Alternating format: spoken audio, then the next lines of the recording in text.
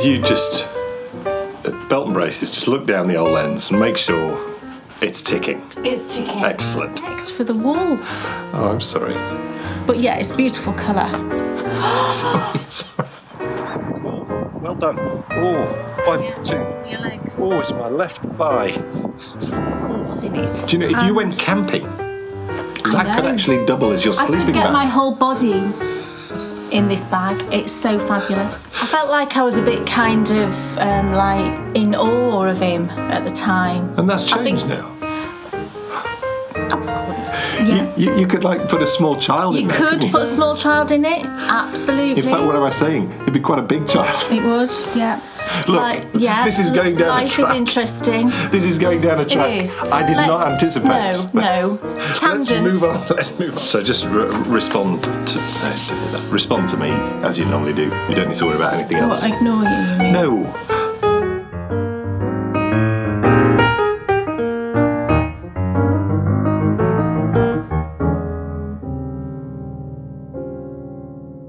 Welcome, everybody, to episode 143. 143. Oh, yes, we are delighted. It's not long till 150 then. I know. That'd be cool. I know. It's very exciting. Yeah. We're delighted to be back, and it is a day of momentous excitement. So much excitement, in fact, that Kay has worn the Solia to celebrate. Oh, yeah. I thought I'd have a hand knit on today because I very rarely wear. I don't really have that many hand knitted jumpers, which soon will be rectified. It's about to change. This is why she's wearing it. She's wearing it to celebrate because, oh yes, much progress. Mucho progress. We've gone Spanish. Yes. He's that excited he's turned Spanish. That's what happens. When I get excited, I go back to my roots. Now, that sounds odd. You're not a Spaniard. I'm not a Spaniard, but I did spend the same 6 weeks of my life in Spain for 18 years straight. That's true, you did. And I, as we have discussed before, I could speak a little bit of Spanish. Pick up the language. But I stopped. Lingo, as they say. I stopped speaking it the day I spoke to a lovely man in a toll booth. We'd gone away to Spain, and I had a lovely little conversation, and sniggering fool in the corner, laughing her head off. Hello, I said, how are you? I was like, what's going on? Yeah. It was I tremendously shouldn't have funny. laughed at him, I suppose. No, but we what were it very was. new into our relationship. Well, fairly, but We were. I think you were. Well, fairly. We'd been living together at least a year. No, it wasn't. We had. Have we really? Yes. Oh, it wasn't that new though. Yeah. Oh, it wasn't that new then. I felt like I was a bit kind of like in awe of him at the time. And that's changed now. I wouldn't say it's changed, but things might have mellowed a little. What do you mean? Hold on. I'm still in awe of you, That's darling. just not true. I'm in awe of you every single day. Nothing has mellowed. Nothing has mellowed. No.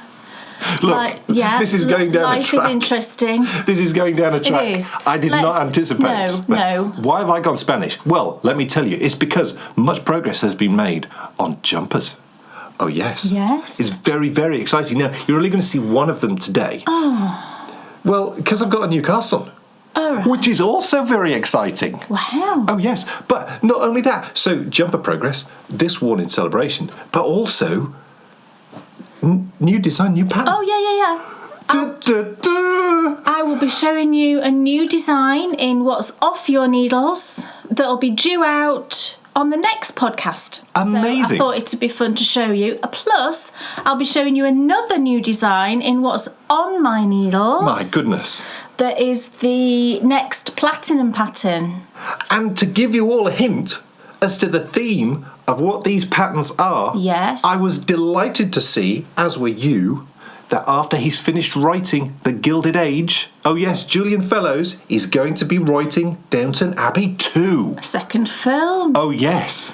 That's tremendous. That's very exciting, isn't it? Because we discussed this actually afterwards, and you were you couldn't decide if they'd left it open for a film or not. And I just knew they had, because that's the whole reason. I'm telling you, that's the whole reason why they did the thing with Maggie Smith. With Maggie Smith, yeah. I mean, that was the only bit I didn't like in the Downton Abbey film. And I think if they had intended to do a standalone film, I don't think they would have done that. Yeah, maybe maybe so. But I kind of ignored that bit at the end. And she's allowed to retire. Happened. Oh, well, absolutely. Yeah, absolutely. It's just that she's just such a huge part of it that... It's not just that she's a huge part of that. The woman is an institution. Oh, goodness, she is, If you look I love her. at films... I think she's amazing. Really, from the 1970s onwards, great films. She was making films when they were black and white, though, wasn't she? She is everywhere. Wasn't she in... Was she in the prime of Miss Jean Brodie? Was she in that? I don't even know what that is. Do you not? No. Very excellent film. She's just fantastic in anything that she does. And I love her the most, I think. Is she in Death on the Nile? Yes, she is. Of course she is. Yeah. She's in Death on the Nile and she's in Evil Under the Sun. Evil Under the Sun. Yeah. The two Poirot films that have got Peter Ustinov in. She's in both of those, and I love her in both of those. She's tremendous. And then, of course, Harry Potter. The outfits in Evil Under the Sun that the women wear are amazing. There's so much bling going on and diamantes, and it's fabulous. She's in Sister Act. And speaking of movies, of course, we're back for the next part of the Bakery Bears Picture Show. Later on the show, you'll be joining us for another trip to the cinema to see, this time, case picking. And I'm excited about this because I have an inkling what she might pick. And if she does pick what I think she's going to pick, I think it's going to be rather tremendous. All that, though, will be revealed later on in the show. This is a period of time in Bakery Bear's life when, my goodness, there's a lot going on. There's a lot going on. This start of the year business... Wowzers. Yeah, we're having a lot going on. Because the radio show is back. Oh, yes. But not only is it back, for all you people out there who are missing new adventures, two things. I have two things to say to you. The first thing is we are deep into pre-production of the greatest New Adventures, the Bakery Bears season ever. And the reason why I say that is, as I've teased with you before, this is a story which is going to flow through all 8 episodes. This is the story that I've been waiting to tell my whole life. Wow. Yes. And you bought a very swanky book. Yes. Oh, yes, a very swanky book. Yeah. Because the research for this, I just feel that because it's a subject which has always been so close to my heart, I need to... You're like Robin in the archives. Oh, I'd love that. Our friend Robin. Oh, I would love to spend the afternoon in the archives anywhere with Robin. She was in Germany, wasn't she? Reading up about whatever she likes. Robin, were you there for a year? And she was always in the archives. This is also the time of year when we make changes, we make improvements. And last time, you will have seen a picture improvement, specifically on the close-ups. Well, let me tell you, we've only gone a notch the picture quality up again. Really? We've gone from 250% to 400%. Right. Of what? Well, I don't know. I don't know. And this is what I was sort of alluding to last episode. I don't understand how you can have more than 100%. No. 400%. Yeah. It's like Spinal Tap. Of course, you won't get this. Spinal Tap, the film, the joke in Spinal Tap is their amps go to 11 rather than 10. Right. But 11 is just like 10 then, isn't it? Because it's just the maximum. But it's true though, isn't it? This is exactly what they say. Oh, really? In the film, yeah. I've never seen the film. And what happens is the interviewer goes, well, why don't you just make 10 louder? Yeah. And he goes, but our amps go to 11. It's brilliant. It's so superb. I love that film. But that's just not case humour. So we will move on swiftly. So yes, we've pushed the picture quality again. But, ladies and gentlemen, I have an announcement to make, and that is this. A few years ago, we started live broadcasting. And that's on our patron-only show. It goes out every month, and it's just tremendous. We absolutely love doing that show. Fun. Yeah, I love it. Because it connects absolutely everyone together. And we get to talk to people in real time. Yes. You know, it's lovely. But the challenge has always been broadcasting live is an absolute nightmare.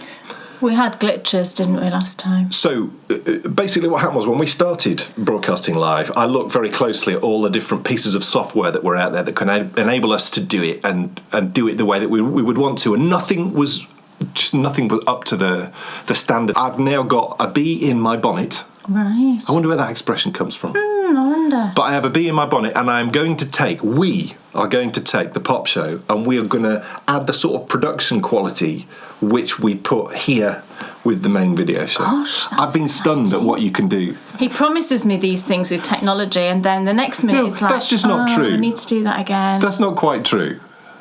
Sometimes it's like that. I forgot to turn the mic on. Yes, and sometimes he'll say, do you know, we've just done that thing. Oh, well, we've just got to do that thing again. That was not the technology. As is, we'll actually be talking about this in an upcoming radio show. Have we come too far, too fast? Yes. Technology, I never think is the issue. The issue lies with... Yeah, well, that's the problem, isn't it? That we can't keep up with the pace of technology. Hence the question, have we come too far, too fast? Neil, for those of you who are missing, as I started saying about 4 or 5 minutes ago, for those of you who are missing New Adventures, the radio show this year has a little twist in its tail. Because every episode we're taking you on a little mini adventure. We are. We are, because just take a look at this. Now then, this is the lovely Brunswick Street in 1953 on the day of Queen Elizabeth II's coronation. It's not quite that lovely now. It is not.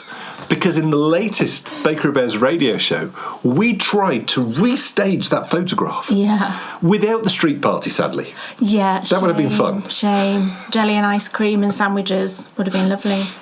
What we're going to do, though, over each episode of the radio show for the foreseeable future is we're going to take one of these photographs that we found, and we've got photographs going back to 1883. We have. Well, what we're going to be doing is we're going to be taking these photos and we're going to be trying to restage the photo in the process of the radio show. So, seriously, if you've not listened to that first one, it was just tremendous. Specifically, your shock at how dodgy the part of town was we ended up.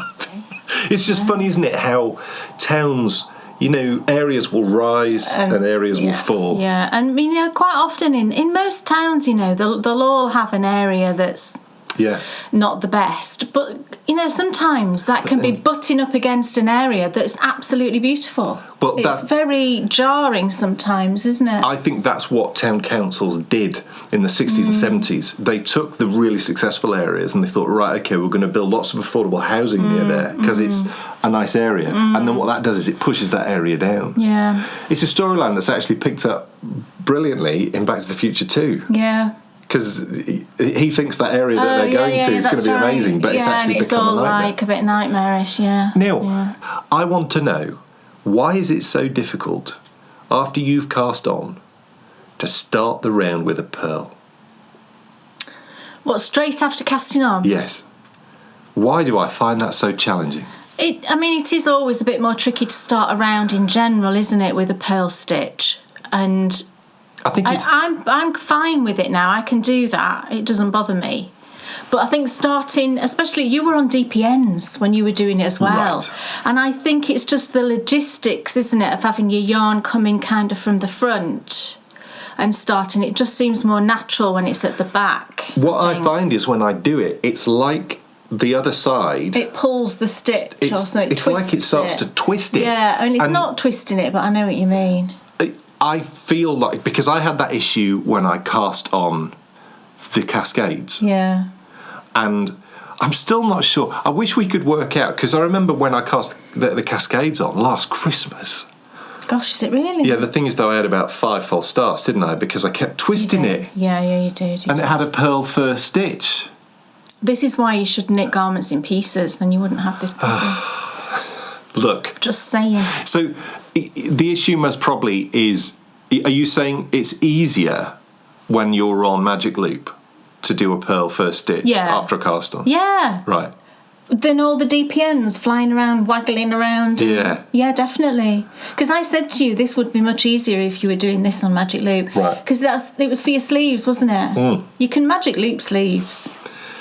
Yeah, there's a reason why I haven't though, and I can't remember what it is. Because you prefer DPN. I think I just don't like Magic Loop. You don't like Magic Loop, that's holding why. it together, I find it quite challenging. I think if I had smaller hands, it wouldn't be quite so... I don't know. Look. Anyway. There's lots of exciting things to show you. So I think it's time that I said, Kay Jones, what's on your needles? Now, it's with some trepidation that I pick up this ginormous project bag. And it's not because of the bag. The bag's lovely. But in this fabulous bag is... Wow!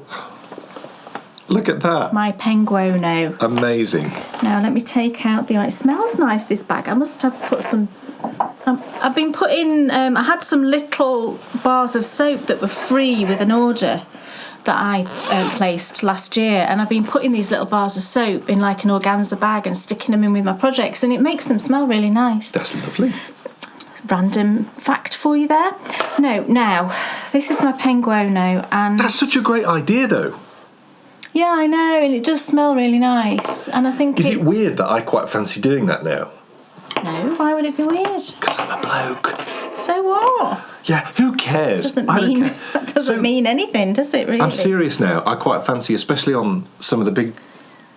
Well, I'll find you a little bar of soap, darling, a little bar of scented soap, and I will arrange that for you to place into your project bag, okay? Because I'll be rubbish. I'll end up picking something... find one with a beautiful scent. Because it'll be you that's wearing the garment. Well, I'll be washing it before. Okay. So it doesn't make a difference. But it's nice for it to smell. It's nice, isn't it? Then I just got a nice waft as you open it. It's one of the things I used to love about knitting with fondant fibre yarn.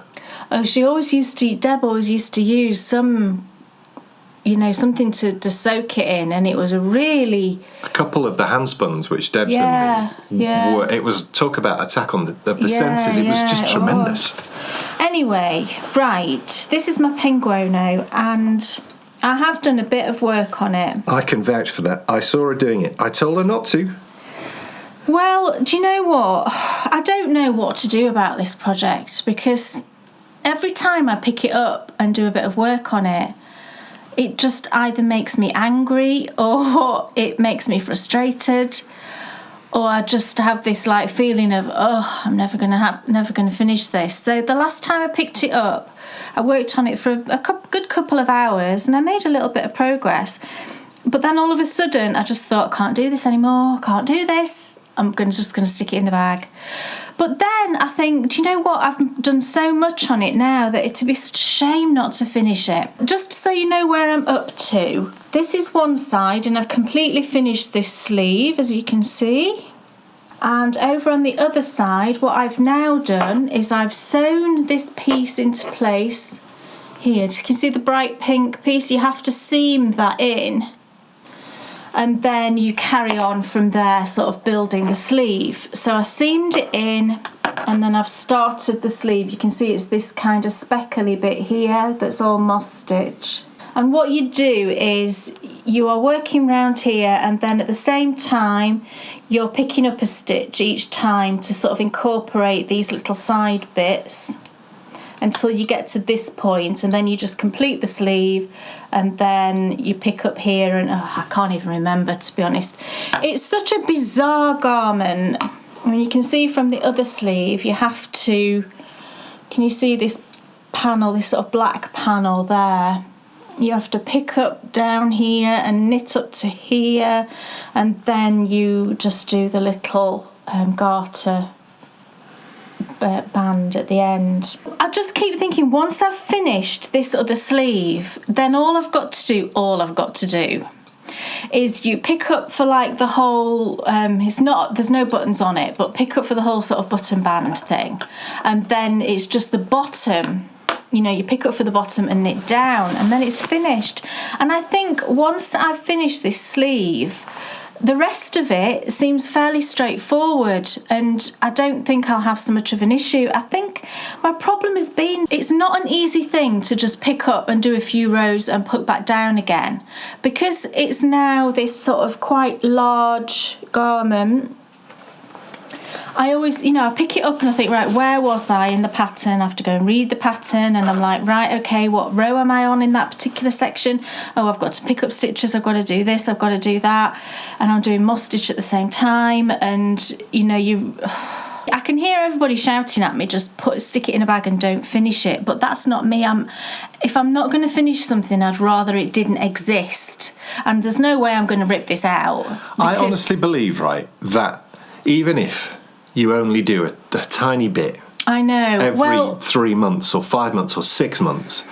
So long as you're making forward progress with it. Well, am I making forward progress? Well, you did some work on it. Yeah, I've done a bit, I know.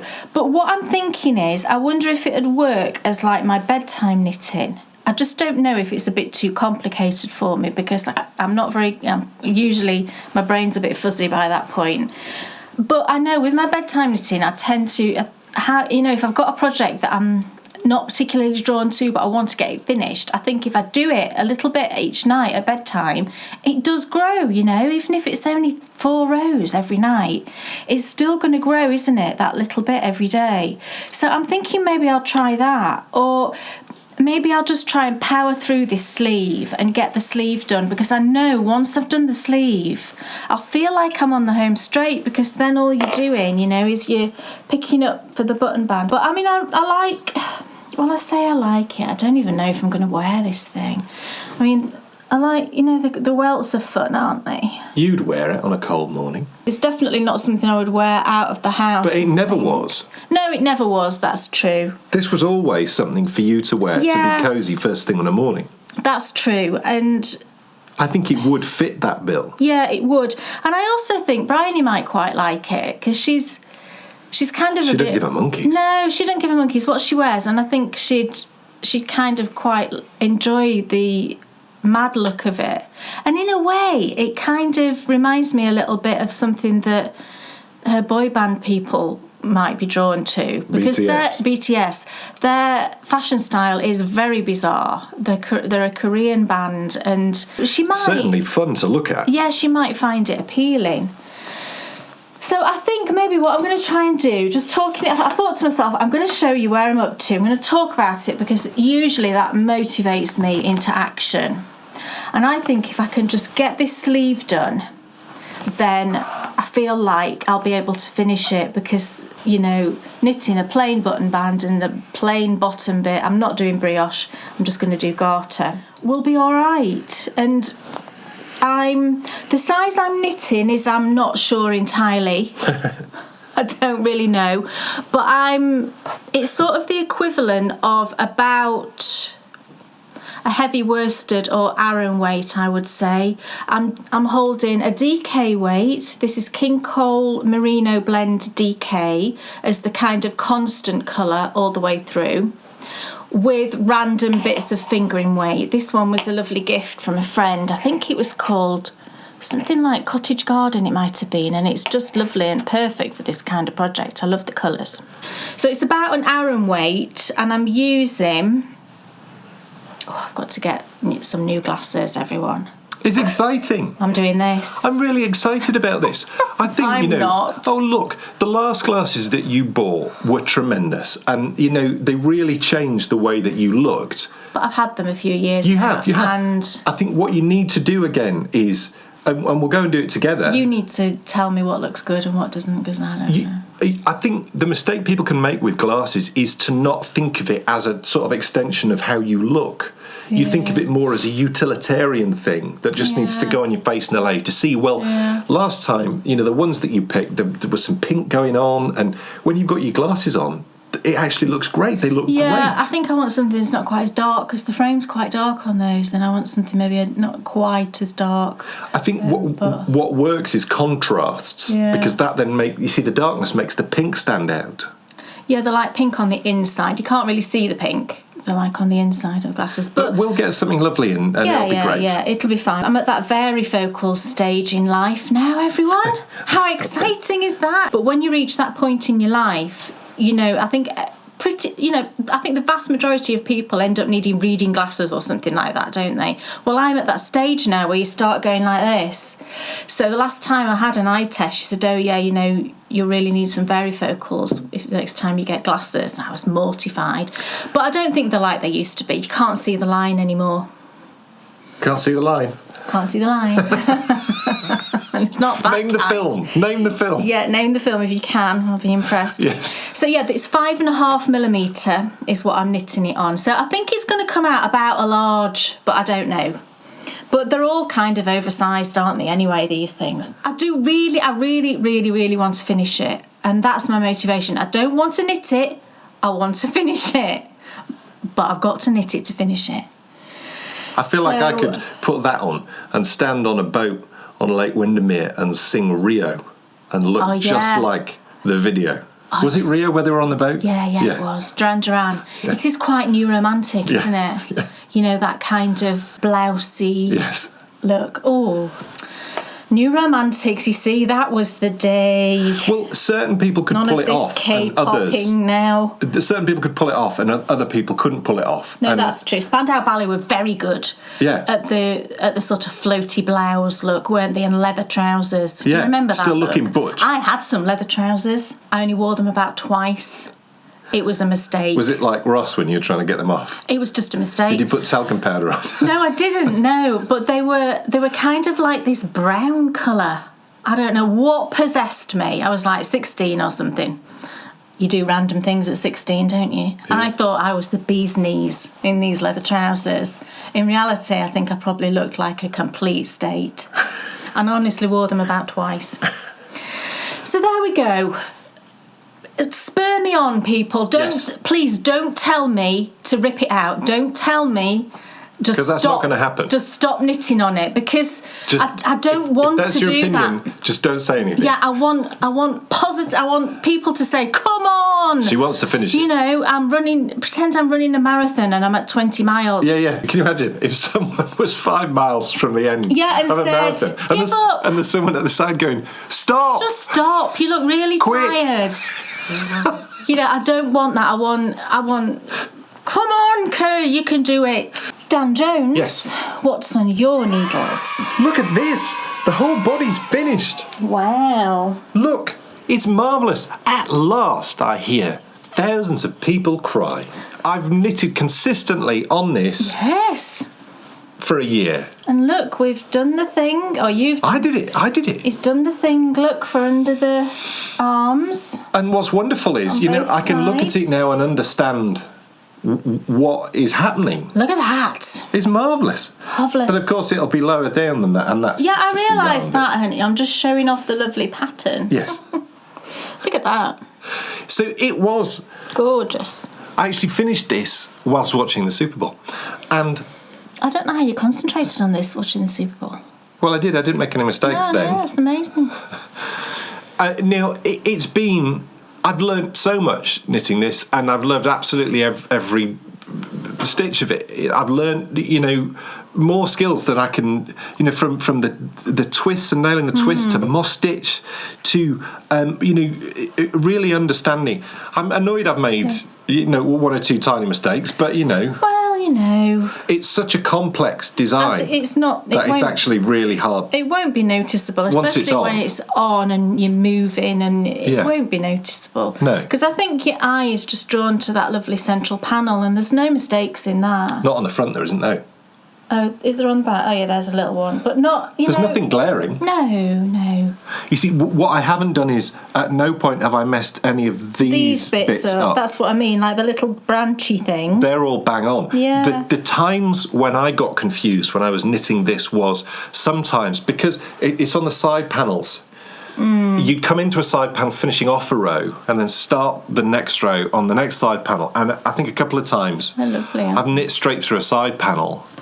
And actually, I should have finished one round and started another round. Right. So it's just sort of little silly mistakes, but that I feel like I've really learned from. The big challenge for me is how I follow it up, because I've really enjoyed the total engagement of this. Now, the sleeves the sleeves are not as complicated, and I've just noticed something, Kay, with the sleeves, and I don't know whether I should start again or not. Have you messed something up? No, I haven't messed it up, but I should have done twisted, and I haven't. Right. So I've only done 4 or 5 rows. Yeah, I mean, it should really be twisted. So I will. I'll rip it out and twist it. Yeah, and you had to, for some reason, you start with a pearl stitch, don't you? Yeah, it was the same. I know. And that's why I referred to that at the start. There must be a reason why she starts with the pearl stitch. Well, there will be, and it'll be absolutely logical, because everything I've found about the way she thinks is very, very logical. And I really like that. It's. I think what you need when you're knitting a pattern, when you're following any instructions, is you need to have faith, don't you, in the person who's imparting their wisdom onto you. Everything that you've done through this just makes the most perfect sense. It gives you then the sort of confidence to be able to just crack on and get on with it. Well, you've only done a little bit, haven't you? I know. So, what it was, I got too het up about the whole pearl start. Yeah. I just forgot to twist. That stitch looks a bit... It's that last... And I think it's because you're ending on a knit stitch on each... It just... Can you see where he started there? It just looks a bit kind of wonky. But a twist actually might even that out. It will, yeah, and that might be the reason why will, yeah. It's twisted. I'm still doubting that these are 4mm, you know. I mean, they are, but I do think they are slightly bigger. These are Knit Pro Novas, and you're using chow goose, aren't you, for the body? And I put them through a gauge a size checker thing, and they were coming out 4mm, but I think they are slightly bigger than the Chowgoo 4mm because they were very snug through the 4mm gap. Yeah. You know, I really had to sort of push it through, but when I thought maybe they're 4.5s, but when I put it in the 4.5 one, there was loads of wiggle room, so they're definitely 4s. But yeah, unfortunately, honey, I would say you're going to have to rip that out. Oh, that's fine. They don't match. No, it's only a few, It's a and I've just realised now. So as you know, it's the Merino Blend DK, and it's truffle, and which is it? 1989. 1989. That's quite relevant, isn't it? 1989 truffle. And it's Merino Blend DK. King Cole. Look. Oh my goodness. What? We don't want to do that. You might split the yarn. It's a lollipop. You can't just stick your needle through like that. It's showing very little respect for the wool. Oh, I'm sorry. But yeah, it's a beautiful colour. sorry. So yes, ripping that out, starting again, because you can't beat. Just show that twisted rib, and it just wouldn't match. Twisted rib's gorgeous, isn't it? It is, especially with this yarn. Yeah, and if you find a lot of people find their knit one purl one is not quite neat, not as neat as they would like. If you just do a twisted stitch, twist the knit stitch, you'll find that it neatens up lovely. And it's funny, isn't it? Because when you look at the back, it's beautifully neat, and it just looks like knit one purl one. What's the fashion at the moment? What is this whole fashion with reversed jumpers? No, have you seen this? We've seen a few in shops, haven't we? And I've got one actually, haven't I?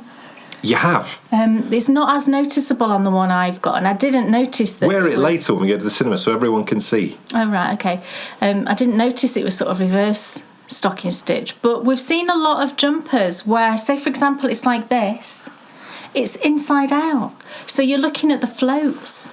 I don't like it. What's that all about? No, you see, I do like that one that you've got, but I do think it looks better inside out. But that's just stripes, isn't it? It's only stripes, the one I've got, so it's fine. But I've seen loads where you've got like a beautiful colourwork yoke, but they've turned it the other way, and that's what you can see. You can see all the floats.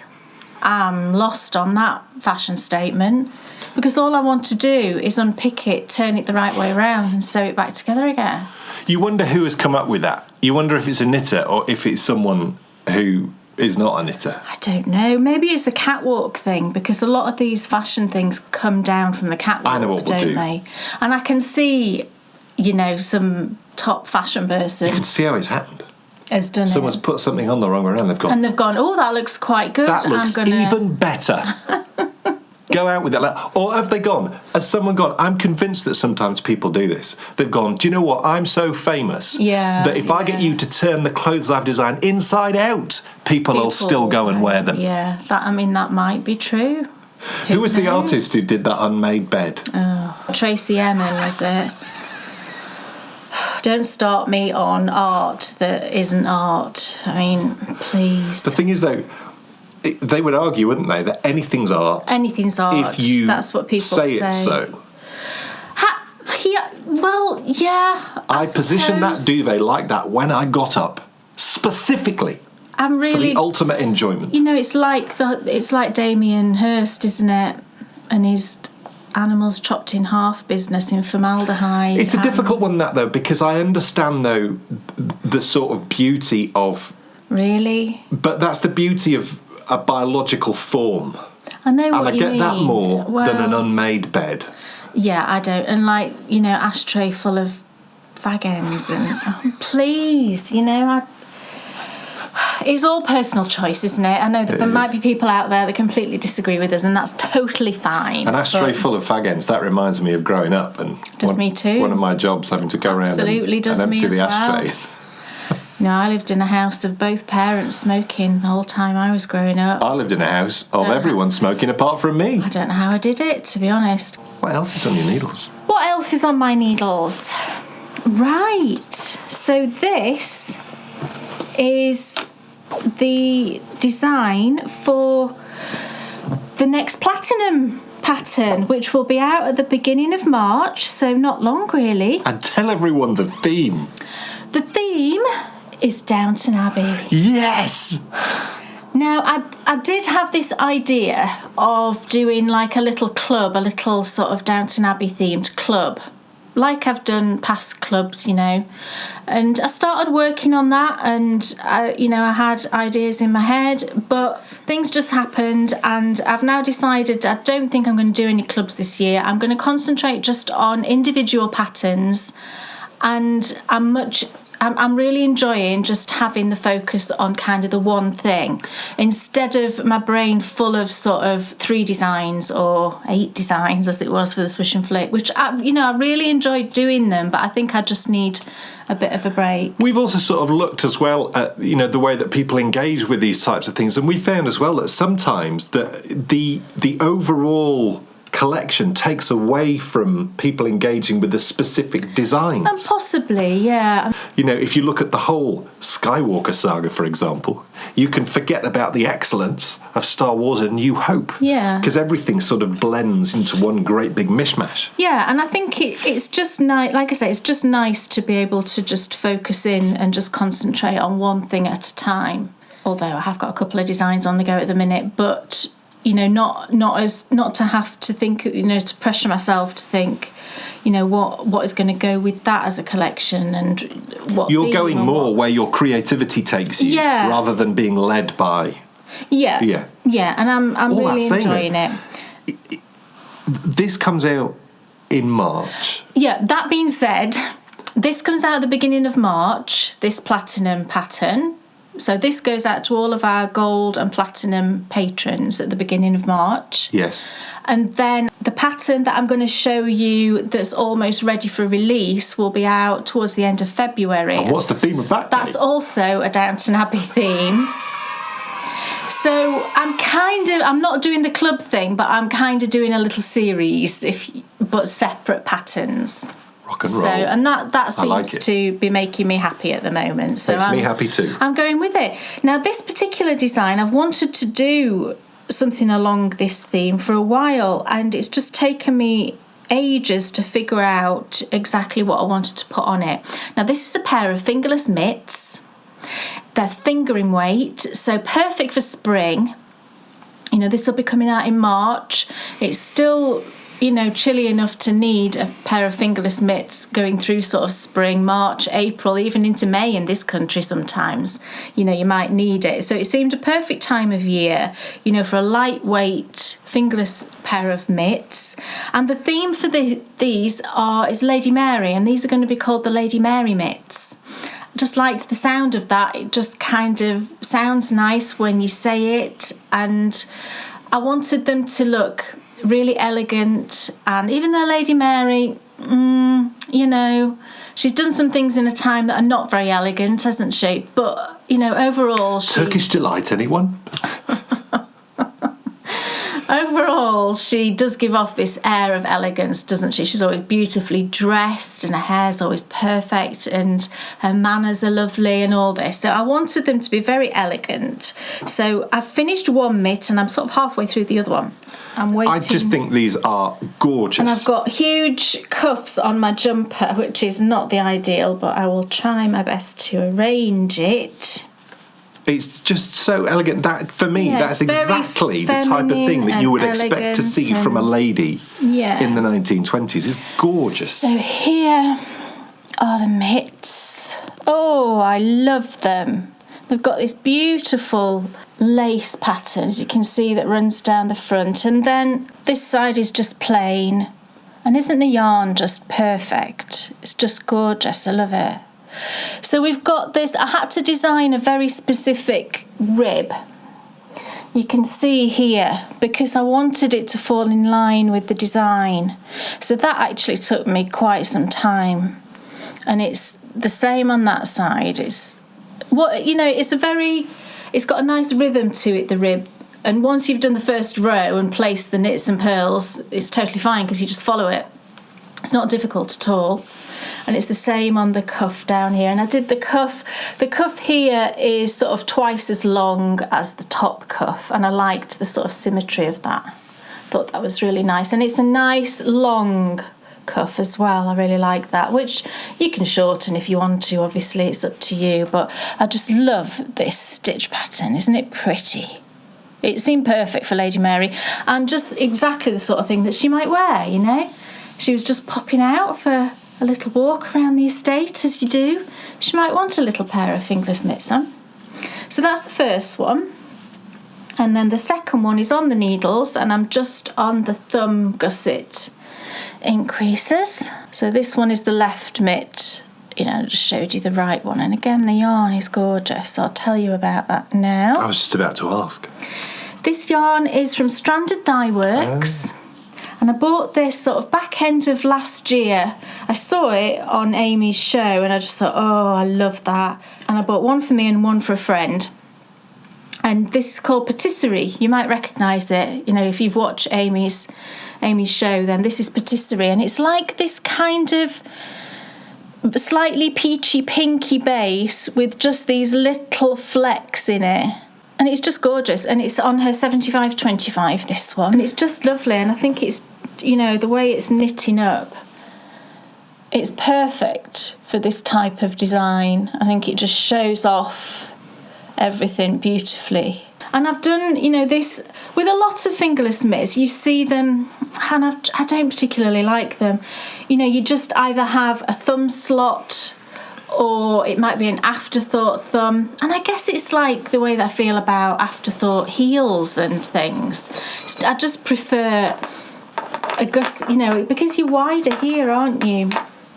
So I just prefer the gusset increases. So again, I tried various methods of how to do the increases. And the way that I've gone for, I really like. I think it's really neat. And then when I picked up for the thumb, and you know, you've got to deal with that gap there. And I tried something slightly different when I was doing it on this one. And actually, I really like the way that it closed the gap. And I didn't have any hole at all. You know, all I did was the yarn from the inside when I wove it in. I just made sure that if there was any tiny gaps, I kind of just closed those up. But there wasn't any holes at all. And I think it's quite neat. So I'm actually going to do a tutorial on how I did that, just a general sort of tutorial on how I did that. And I'll obviously include instructions in the pattern as to what I did. And then the bind off that I used, the other thing that I have always been a bit like about knitting fingerless mitts is I've never liked the bind off because I could never find anything that matched a long tail cast on. But I've spoke about this before, but I did recently find a bind off, and it's in the big June Hemmons Hyatt Bible book. Principles of Knitting, is it called? It's massive. Big Jules Hemmons Hyatt Bible thing book. You all know marvellous. You all know which one I mean. It's the really thick one. And I found a method of binding off in there, and it's a sewn bind off. I can't remember what she calls it, but I just call it a long tail bind off because that's what it is. You need a long tail, and it's a sewn bind off, and it mimics a long tail cast on, you know, beautifully. Again, this has not been blocked, so it is a bit wiggly, but it looks just like a long tail cast on, and it's lovely and stretchy. And I really like that, you know, it doesn't flare out, because a lot of them flare out, don't they, the stretchy bind offs. But then if you only do like a standard knitted bind off, that's too tight for me. So this is perfect. I'm really happy with it, and I'm really pleased to have found that bind off. So that'll be included in the pattern. So that's the Lady Mary mitts, and like I said, those will be out at the beginning of March, so just next month. I've just got to finish this second one, get the pattern written up, and then that'll be going out. Cool. And it's just a lovely thing. It's kind of like knitting socks, but a bit easier, I think. Not, because all you've got to do is the thumb gusset. Don't have to, mess about picking up stitches and things like that, like you do on a sock. But it gives you that same satisfying feeling, I think, to knit it. Yeah. So I hope you all enjoy that pattern. I think you will. And enjoy, so you can start thinking about yarns in your stash that you might have, that you might want to knit a pair with. And something like this is perfect. I would love to see a lovely, pretty pink pair. That would be great if anybody fancies knitting a pink pair when they get the pattern. That would be lovely. I'm sure they will. I knit them on 2.5mm, which seems to be perfect for this. Cool. I haven't got the front page.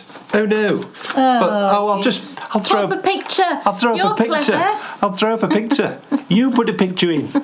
Are you ready? Do you want to see what I'm knitting? It's these. These are a brand new cast on. It's the Nutkin socks. These came out last year as part of the Miss Potter Sock Club 2. Yes. And I realised that I love knitting socks that are like this. I don't know how to describe them. There is a complex pattern across needle 1 if you're knitting on Magic Loop, or needles 1 and 2 if you're knitting on DPNs. Yeah. Then on needles 3 and 4 on DPNs, there's either nothing if you choose to leave out the complex bit, or in this case, I was able to work out that it would fit, on the DPNs. Perfect. So the Nutkin socks, absolutely perfect for DPN knitting. And what I also love, and Kay was sort of talking about ribs a minute ago. You were talking about, you're having to do a complex rib on the wrist of that mitt. Well, I love ribs which aren't repetitive. Yeah. And because this pattern was the same. I had to design a specific rib for it as well. Yeah, I've got to say, this rib is nuts. It is a bit nuts, I know. Nuts. Yes. Do you like it? Acorns. It's just perfect. You've done so much. Well done. It's just perfect. Ignore her over there. It really is a mental challenge because, I was sort of smiling to myself when you said, it's fine once you've done one round. Yeah, well, it is. Well, it wasn't You're just for me. Following your stitches. But I was doubting my stitches. Oh, right, okay. Well, the reason I had to, I'll show you on this picture, actually, the reason I had to design a specific rib. I'll put up a picture. Oh, right, okay. This one. Yes, I'm clever enough to understand.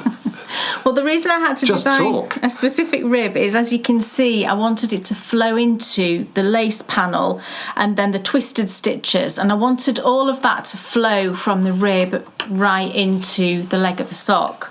So it took some thinking about, but I managed to do it, and I think it looks lovely, and I really like the way that it all flows. Yeah. It is. It's just perfect. Yeah. I'm so excited about knitting these because I'm loving.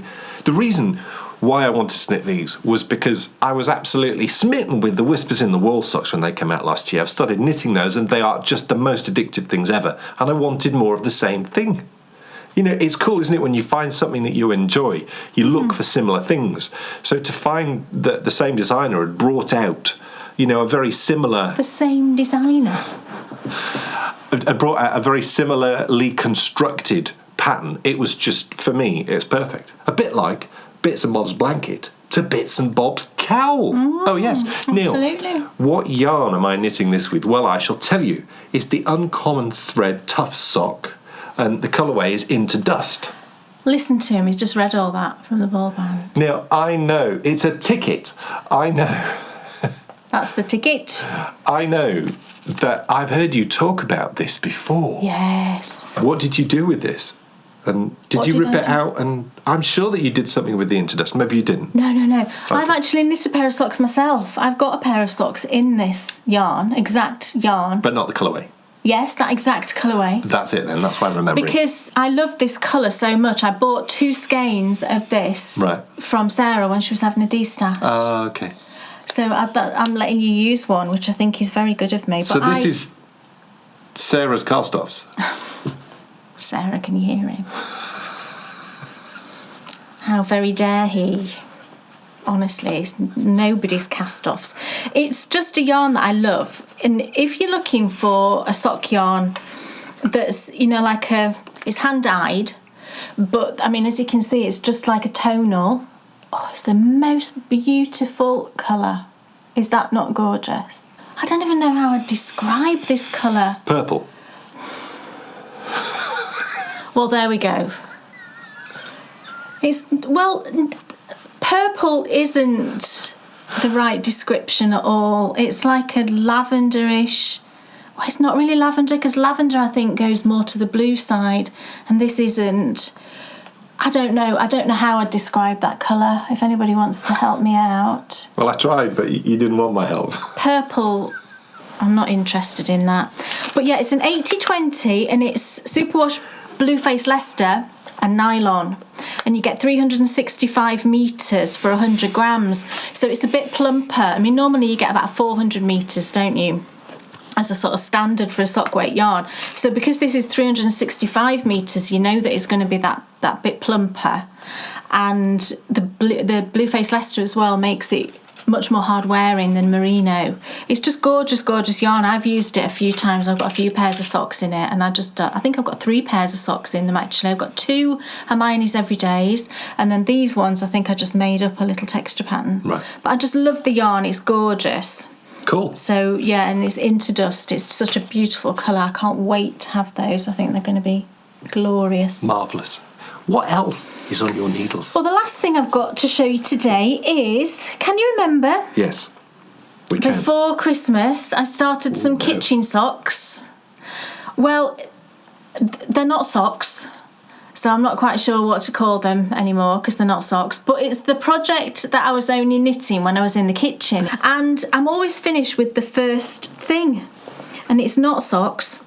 Because I'm sure I said at the time, actually, that I might not make socks. I might just do it as a wrist warmer. And that's what I'm actually doing.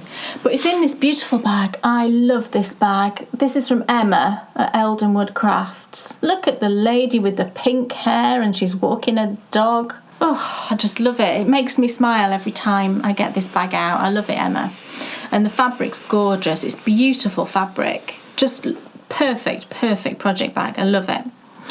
And in this lovely project bag is my almost completed, I've just got to do the bind off, my first wrist warmer. And look at this yarn. Gorgeous. Isn't that lovely? Yeah. It's stuck to the microphone. There we go. I'm going to move my yarn out of the way so you can see properly. There we go. Isn't that beautiful? Oh, and that gold, look. It's almost the same colour as my jumper, look. Yes. Oh, it's gorgeous. I love it. So the yarn is from Pixie Yarn. And she is the vendor. Yes. In the next issue. That's true. Of Knitability, which is out in a couple of weeks. It's Sophie from Yes. Pixie Yarn, and this was her Gingerbread Tango mini skein set. I got it just before Christmas. And I actually wound it up the same day I got it and cast on. I was that keen. And, you know, the colours are just gorgeous. You get 3 sort of tonals and 2 speckles. Aren't they lovely? And the reason I decided to do wrist warmers, there's 2 reasons actually. One is that I just thought, because this is a project I'm just working on, you know, when I'm in the middle of cooking something more often than not, you know, and I'll need to be like up and down and checking that pan of potatoes or whatever I'm doing. I just thought having a sock to work on, you know, when I get to that sort of heel section and gusset decreases and the toe decreases, might just be a bit too kind of faffy for just sort of a quick few rows every now and again. So I thought, no, I'll just do some wrist warmers. And then the other reason is that I've already got a pair of wrist warmers like this that I knit in just scraps.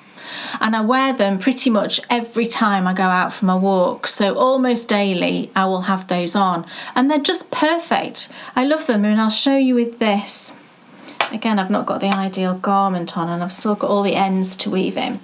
But what I love about them is, you know, you go out first thing, and it's chilly, so you can have it pulled all the way up if you want to. You know, it'll cover your fingers. But then as I'm walking around, I get a bit warmer, and I can just scoot them down and just have them around my wrists. And it's perfect. I love them. It's such a great little project and so fun to knit. There's no stress at all. It's just very relaxing. You just constantly, all you're doing really is counting your rows for the stripes. And I did 10 rows of each. I did 12 rounds for the ribs, and then 10 rounds for each of the colours. So, and did 2 repeats. So we've got 80 rounds altogether, for the stocking stitch section, and then 12 rounds top and bottom. And it's just 64 stitches on a 2.25mm. So it's just like you're knitting a sock leg, which is my favourite bit of a sock, either a leg or a foot. You're just going round and round. So it's a brilliant use of leftovers, and it barely has used any yarns at all. Doesn't really look that much smaller, so I'm going to have loads left over, to put into scrappy projects, which I think is great. And it's just really nice, and sometimes you don't want complicated, do you? But you still want to be creating something lovely. I mean, it's beautiful, isn't it? The yarns are just gorgeous, and I just love seeing the tones come through on the tonals and all the speckles appear. It's just been a really, really nice project. So I'm going to bind this one off, get the second one cast on, and who knows, it might take me another 2 months to finish that one. But it doesn't matter, does it? It's just a project that I've got there sat in the kitchen waiting for me. So it's lovely. Lovely. Folks. Lovely. It's time for us to brave the wind and the weather. Oh, it's been bonkers. The icy blasts. And venture out for another trip to the cinema. Yes, we're in the midst of our second season of the Bakery Bears Picture Show, and this time it's Kay's turn to choose.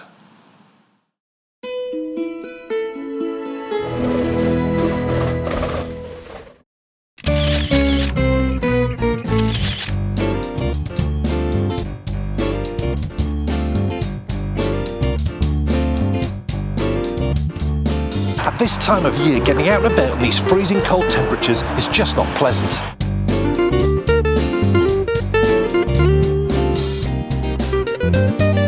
But there is of course one place where you are guaranteed a warm welcome. The cinema! So join us over the next 3 episodes as we try and find films we both love. And in the chair of truth, we will give you our honest reviews.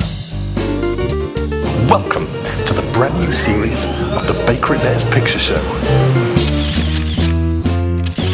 Welcome to the Bakery Bears Picture Show. Now, normally you would be joining us on the rooftop of a chosen destination somewhere above Darlington, but the wind is appalling, literally appalling. In fact, we will give you a bit of a demonstration of the wind a bit later on in the show.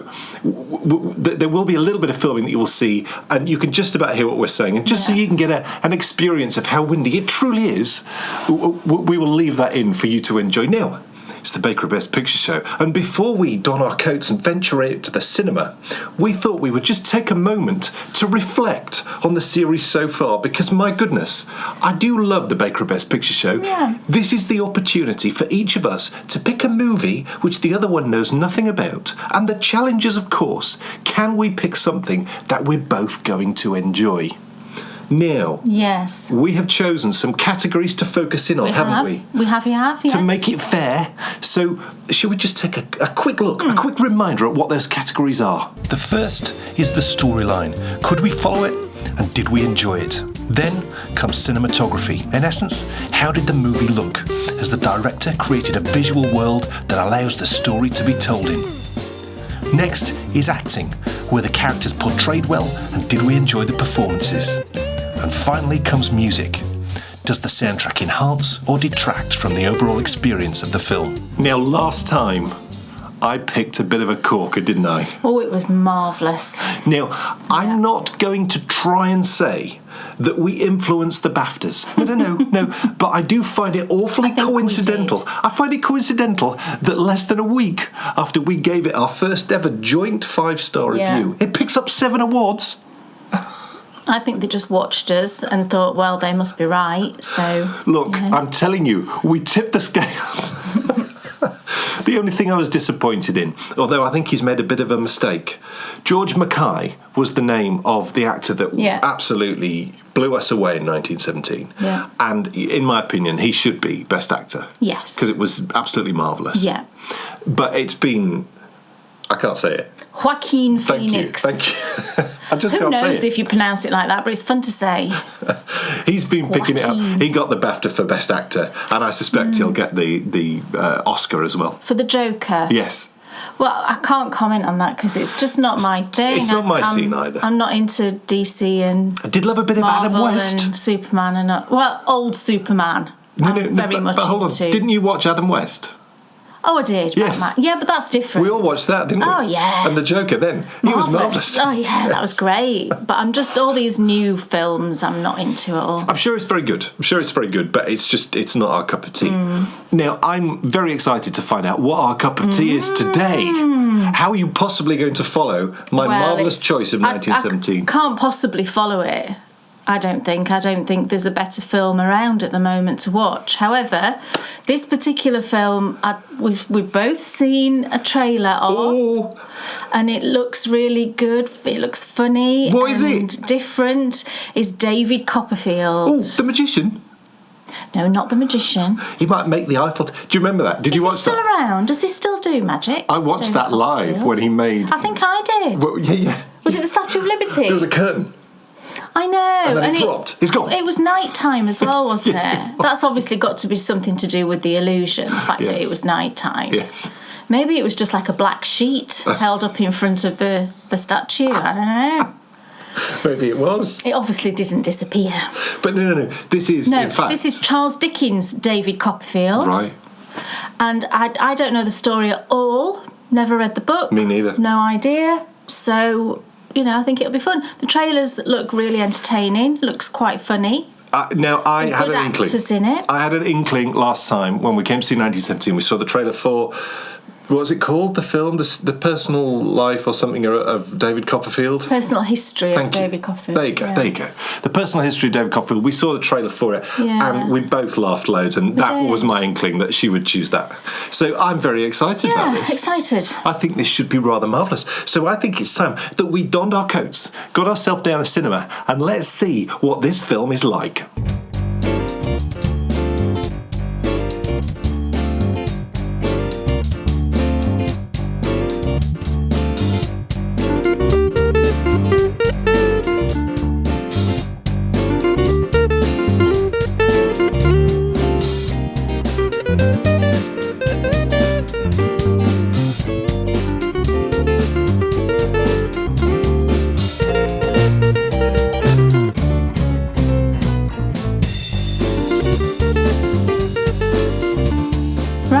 We've seen the film. And we have made our way home through the wind.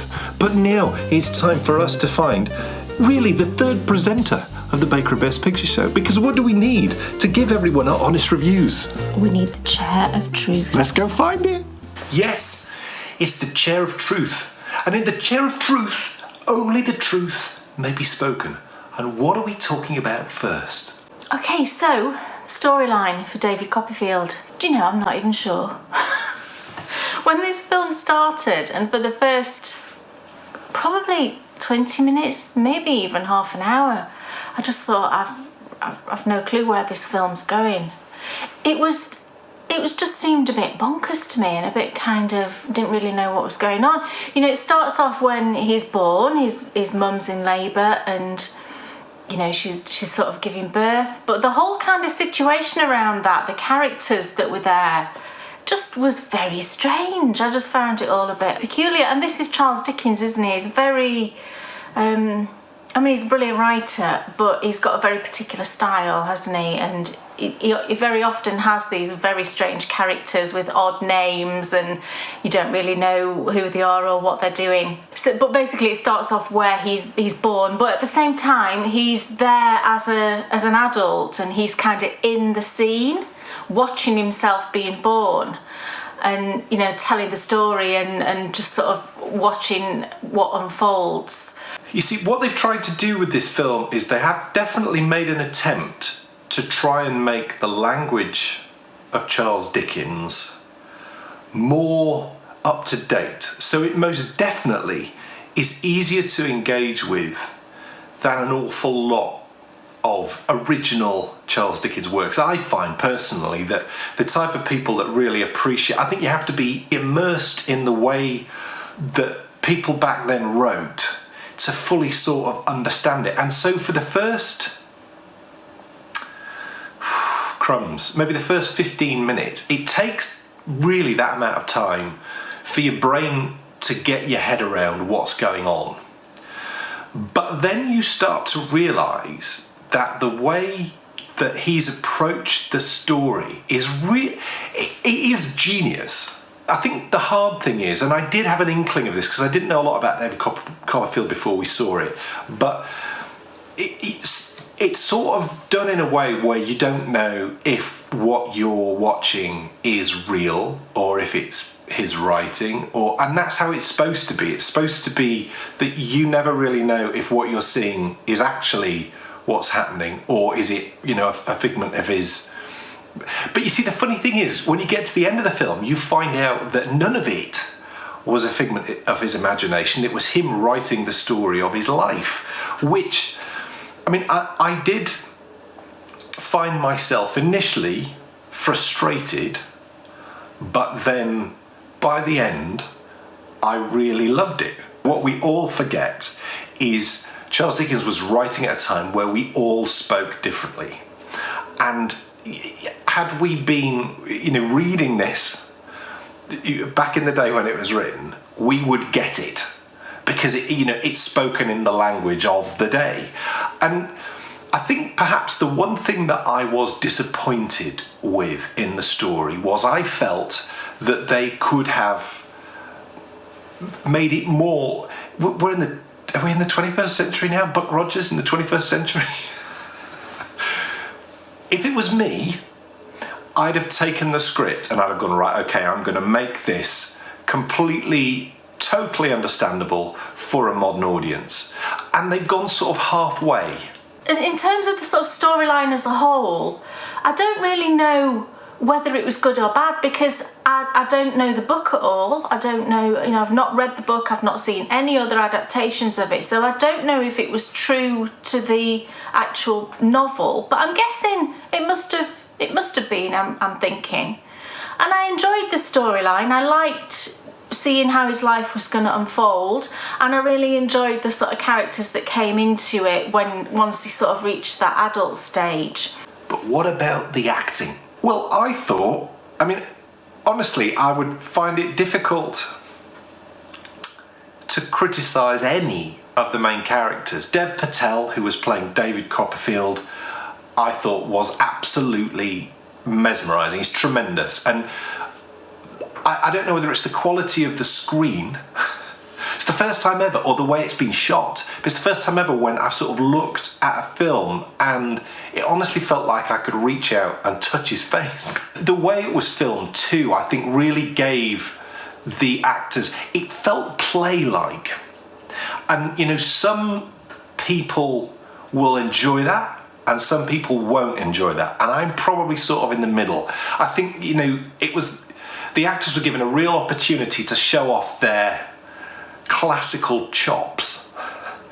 And I forget his name actually, but the man who's just stopped playing Doctor Who, he has one of the main parts in it, and he was tremendous, but it really did feel like I was, and do you know what, this is what Dickens will have been looking for, but it was like I'm at the theatre and I'm watching maybe HMS Pinafore, and there's, someone on the stage who's really hamming it up. You know that expression?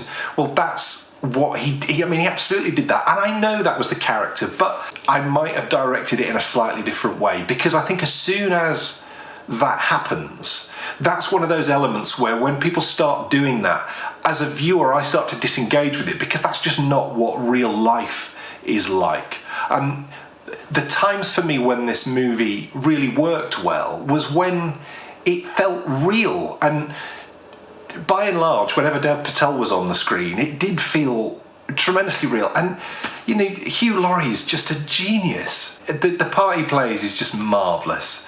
I can't think of actually anything I've seen him in that I've not enjoyed. This, though, for me, it was sort of it's the perfect role for him, because it's that sort of slightly bonkers, but, you know, really sort of lovely chap. And I remember when I was growing up, I used to watch a comedy sketch show called A Bit of Fry and Laurie, and he played those characters as a much younger man. Even back then, he was always a bit bonkers, but at heart, you know, really lovely. I thought the acting was brilliant. There was one man in particular, and I recognised him, and I've not actually asked Dan yet who that person was, but he played Uriah Heep. I've actually just remembered, just talking now, who he is, and he was in James Bond. He was like the newer ones. He was Q from James Bond, but he was brilliant, and he played the part. Again, I don't know what this man's meant to be like. I've heard of the character, but I don't know what his character is. But I'm guessing he's kind of like a little slimy sort of person. Lives with his mum. Is a bit weird. He sort of like puts out this image that he's a nice person, but actually he wasn't very nice at all. But he played the part brilliantly. I thought he was great. Hugh Laurie, I thought was fantastic. And, you know, the main character, David Copperfield, he was fantastic. I thought he played the part brilliantly. It was completely believable, I thought. There was a very random mix of actors, I think, in this. And a lot of them I recognised but couldn't quite place who they were. Overall, I thought the acting was brilliant. The only person I didn't really like, I didn't really care for the way it was acted, and I don't know, I just didn't really like him very much. The character was Mr. Micawber, and it was Peter Capaldi, I think. It's like one of the fairly recent Doctor Who's. I just didn't particularly like that character. He didn't gel with me at all. But there were some brilliant one-liners that me and Dan were laughing at, you know, and they were very clever and really funny. But I would have liked a bit more of that, I think, through the whole thing. Most definitely, the acting in this film was of the highest order, really.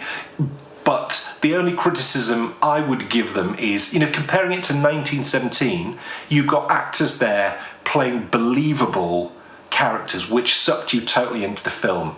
This is actors doing a great job of acting, and you're watching it knowing that they're acting. Do you know what I mean? Overall, thoroughly enjoyed the acting, but perhaps found it a little bit hard to engage with at times. So the cinematography, I thought this was the film's strongest point. I don't know whether they were sets or not. I couldn't work it out. I think in some of the scenes where they were in London, I think they must have been sets, because there was like, you saw St. Paul's in the background, but it didn't really look like St. Paul's. It looked like a St. Paul's when it would have been newer, if you know what I mean. It didn't look like it does now, because of course, you know, the skyline is completely different to what it was back then. So I'm not sure whether they kind of filmed it in a town that had that old looking feel and then just superimposed sort of images over the back of it, you know, for the backdrop. At the beginning of the film, they went to like a fishing town. I think it was meant to be Yarmouth, I think that's what they said. But actually, me and Dan looked at each other and it really looked like Hartlepool that we visited when we went to see that big ship. It looked like it was filmed there. So, I mean, I'm going to look that up and see. But I believed it all. I didn't think, you know, as I've said, I'm not sure whether it was sets or not. It really looked like old London streets, and they filmed a lot of it on the beach, because one of the places that he lives is this very bizarre, I won't say house, but this very bizarre accommodation that's right on a shingle beach, and that was fantastic, you know, being on the beach with the sea and everything and cliffs.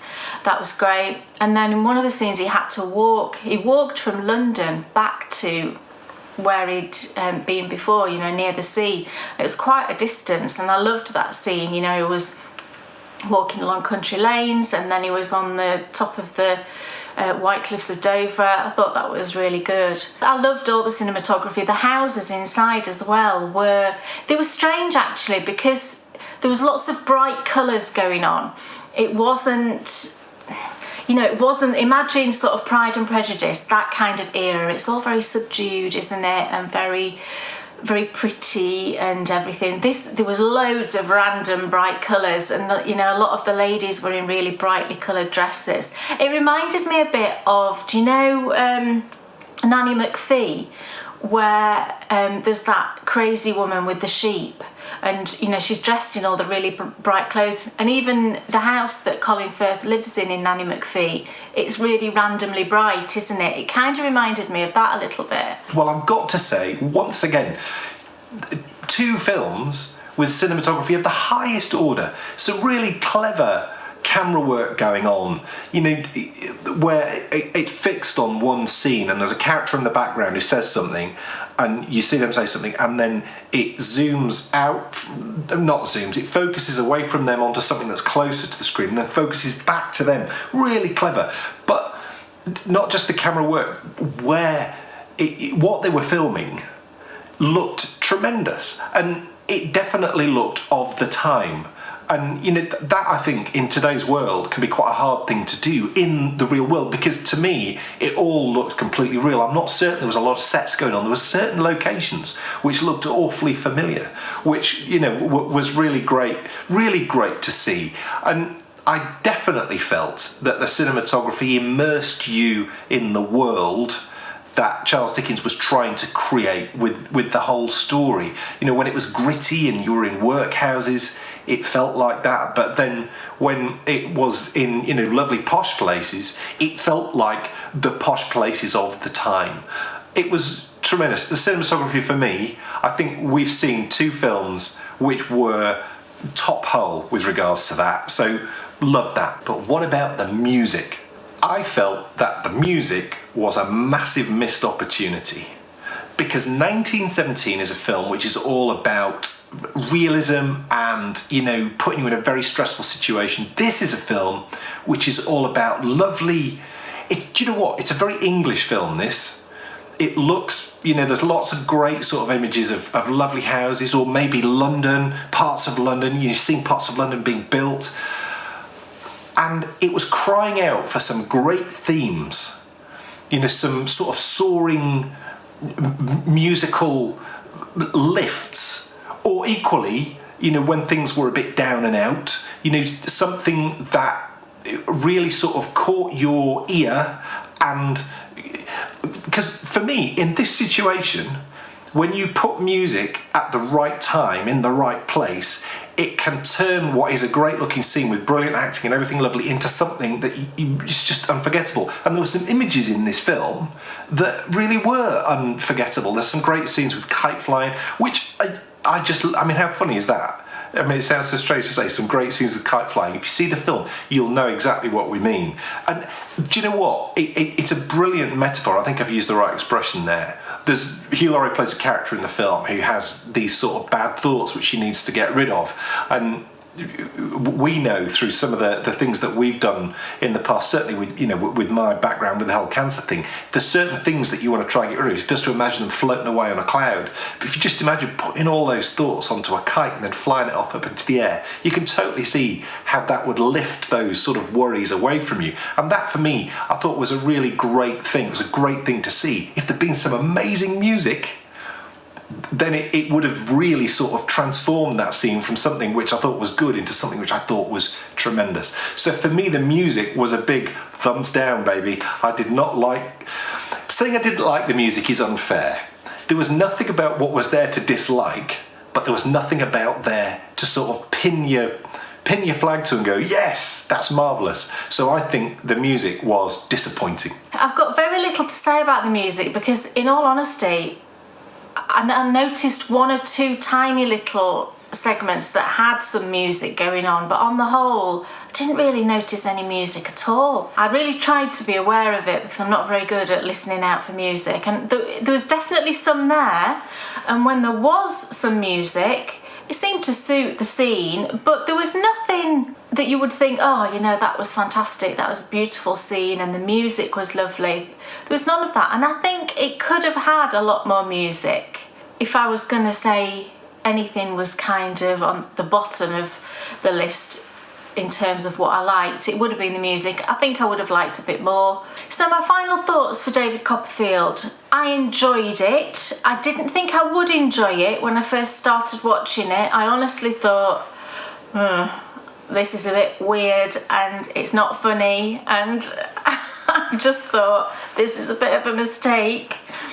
But it got going, and I did actually enjoy it in the end. I wasn't bored at any point. I didn't want to leave at any point, which sometimes happens with films, doesn't it? You just think, oh, I just want to get up and leave. I was kind of disappointed that it wasn't as good as I was expecting it to be.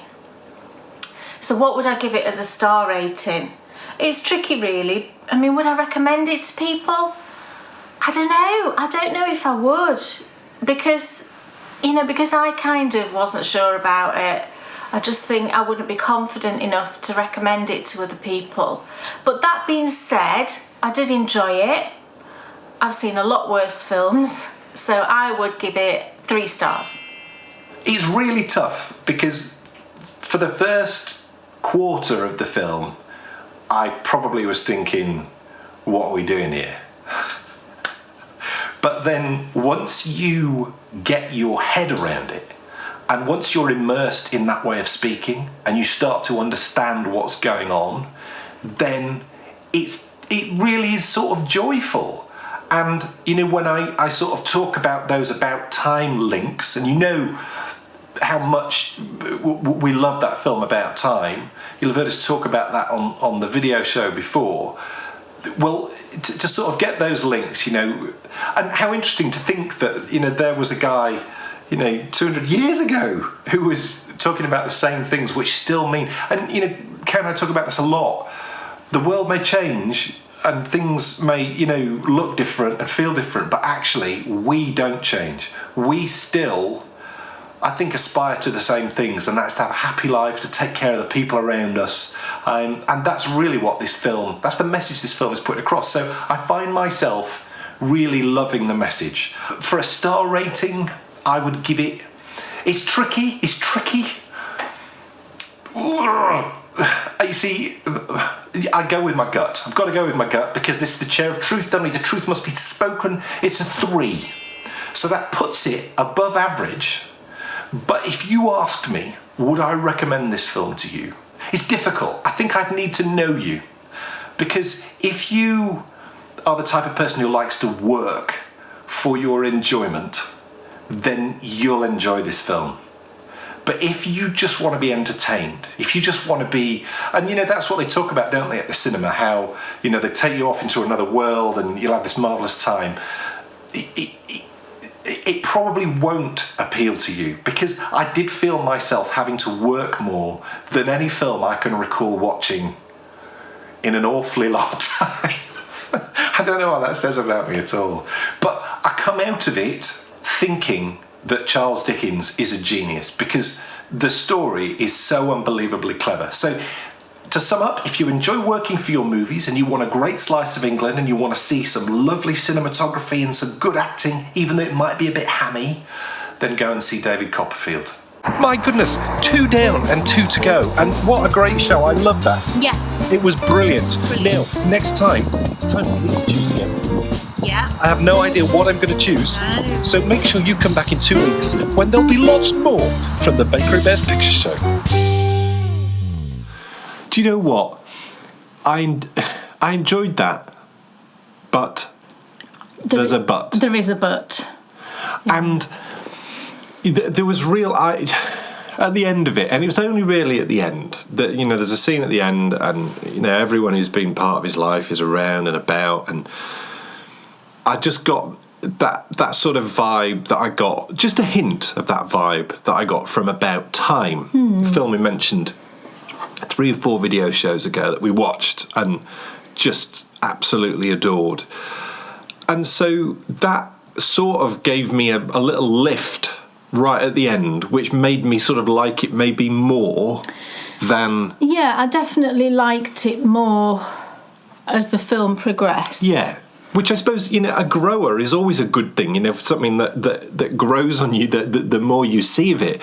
But I think that the frustration for me was, and I can't make my peace with if the dialogue had been written in a more modern way, would it have been easier to understand quite what was going on? I didn't have a problem with the dialogue. I didn't think it was very Dickensian.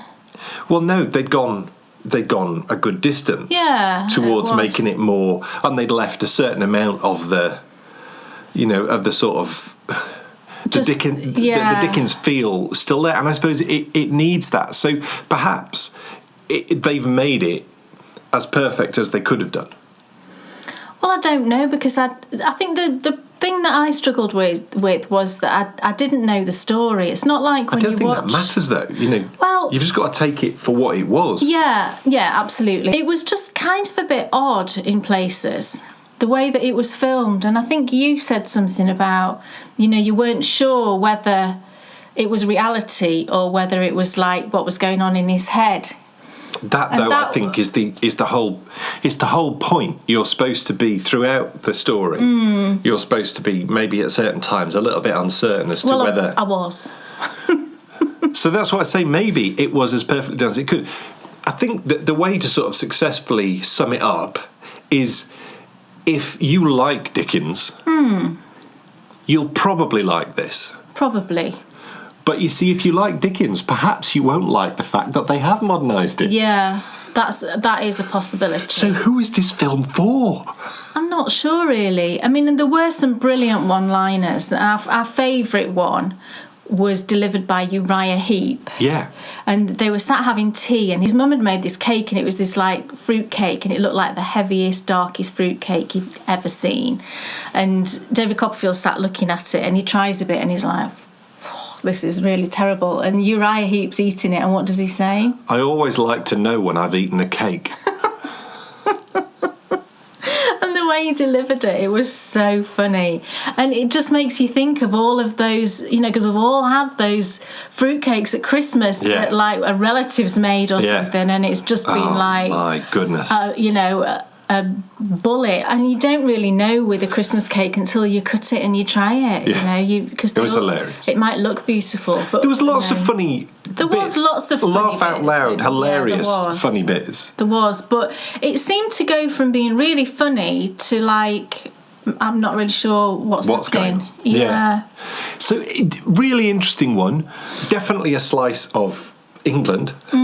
Felt very much like that. So we're officially halfway through the series. Oh yes, and I think we should make this interesting, Kay. All right. I think at the end of the series we should average out our scores. All right. And whoever has averaged the highest, I should get chocolate. Right. And I worked out what you should get. What did I decide that you should get? What can I have? Cake from Booths, the Madeira cake. Oh, I do like that.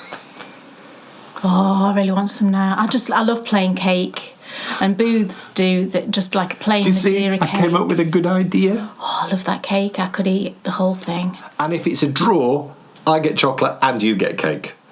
Oh, right, okay. Yes. Let's hope it's a draw then, and then we'll both... So currently, I'm in the lead with 5 stars. Right. And you're... You should have told me now, should you? Bringing up the rear with 3 stars. So I need to choose something really amazing next time. Yeah, or just cheat, and whatever you thought of the film that I pick next time, just give it low. Give it 1 star.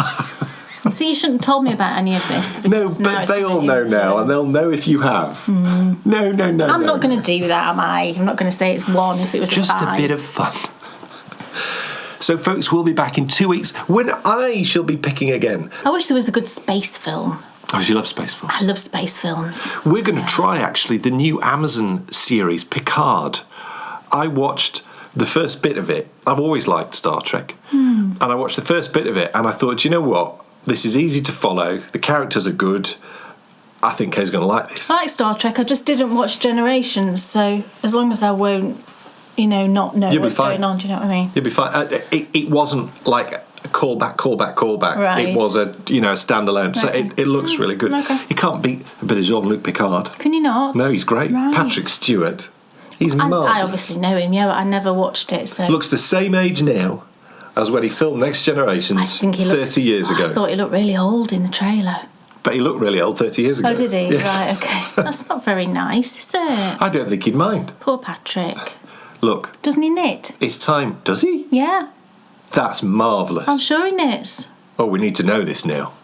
I'm sure I've seen a photo of him knitting. Look, speaking of knitting, it's time for you to ask.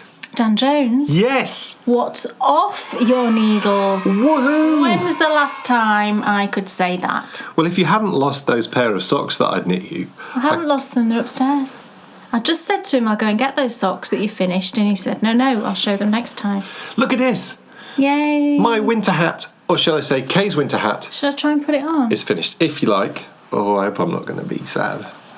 What, because it's going to muck my hair up? No. Oh. It won't make your hair Hang up. on, I want to put the front at the front. I don't want the join. So this is my first ever fingering weight colour work hat. Might muck my hair up. I enjoyed every last minute Oh, of it. hang on, that's not right, is it? Oh. I mean, this looks okay so far. You can't do things without a mirror, really, can you? That looks okay. That looks okay. Yeah, I think that's lovely. What do you think? It's got a bit of slouch, but not too much that it's poofing up or anything. No, not at all. I mean, honestly... What's it look like? Is it all right? Do I look like I should be in Norway? Look at me with my hat and my jumper. I know. Look at you. I'm like... knit by your husband. Knitting model extraordinaire. I know. I should be at Vogue Knitting Live walking around. I've learned a tremendous amount with regards to floats on this hat. I think it's really good. Look. Prior to me starting this hat, my floating technique was abysmal. That sounds weird. Yes. I just couldn't. I would always sink. And It's really nice. at the start, it wasn't the best. And as time went on, I'm really pleased that I've done a fingering weight colourwork project. And I definitely want to do more. The challenge is knowing what to do. You can sort of reach hat saturation point. But there again, what does it matter? Oh, no, I mean, you mean we've got too many hats? But what does it matter? We do have a lot of hats, it's got to be said. But, you know... It doesn't matter. No, I don't think so. Is my hair a mess now? No, it's lovely. I sort of got very excitable on the last return to the centre of the oak, you know, sort of pondering what I would do next and should I...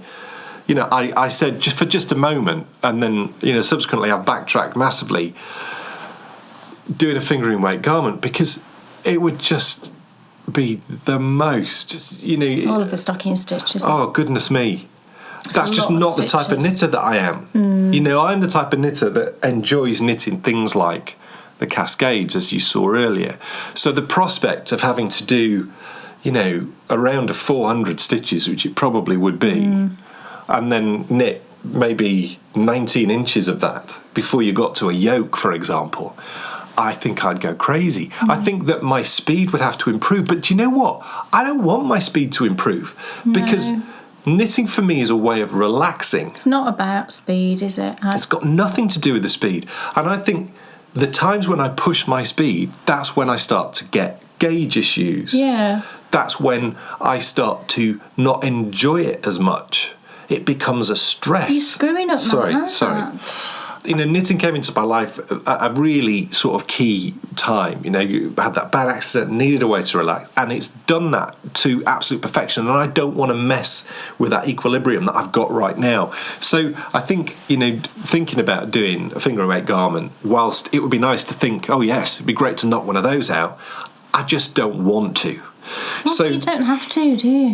I do want to do more fingering weight colourwork projects. Maybe a cowl might be really good. Well, because I asked on the last patron-only show, I asked for some recommendations, and I've had some absolute corkers. okay. Really nice.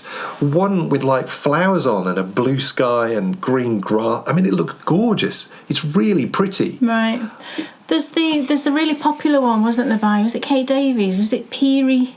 Yeah, that was recommended Peary too. Floors or something. That's beautiful. That's been recommended too. But I think I'll tell you next time what I think I'm going to do, because I think it is this one that was recommended. I mean, if you were doing it for me, I mean, you don't have to do it for me, do you? Then I would prefer a cowl, because I do wear cowls a lot. Because we do have lots and lots of hats, and it's more the technique that you're bothered about, isn't it? So Yeah, it is, to be fair.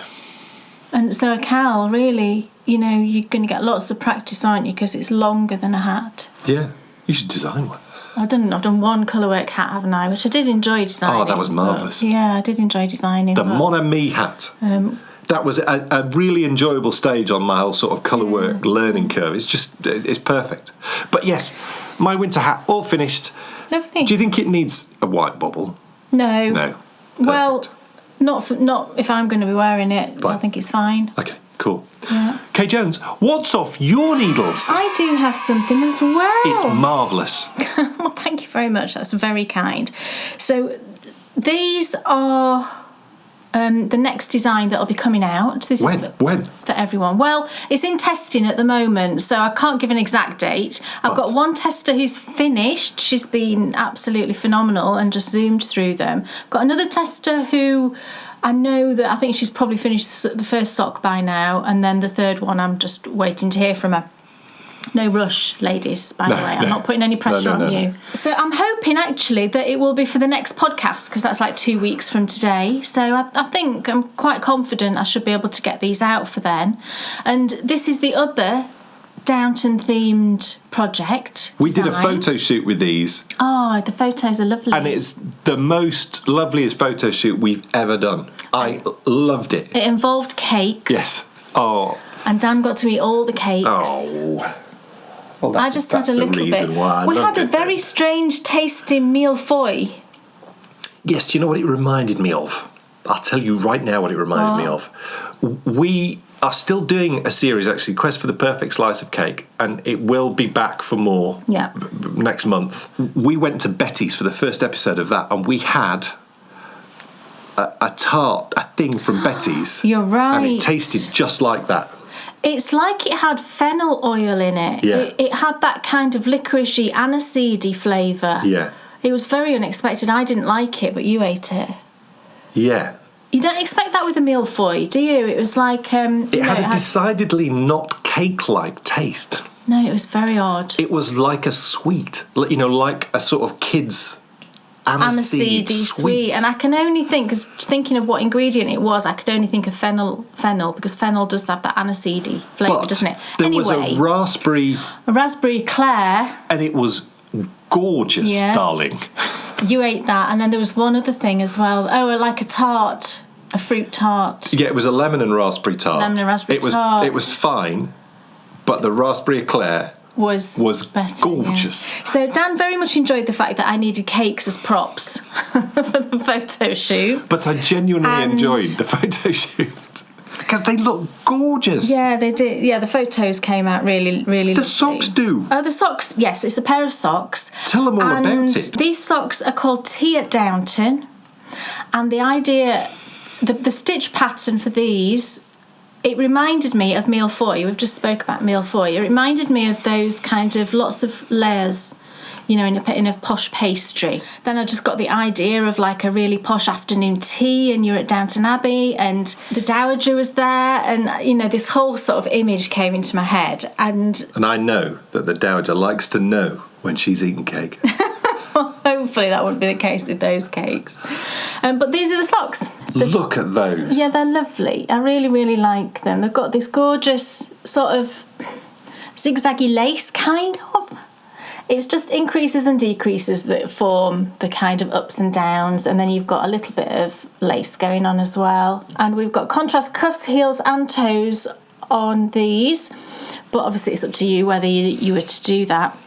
I did a different heel on these. I did a French heel. Now, I did a French heel fits beautifully because with the patisserie. It fits with the patisserie Yes. theme. Yeah, and I thought, well, that's really nice.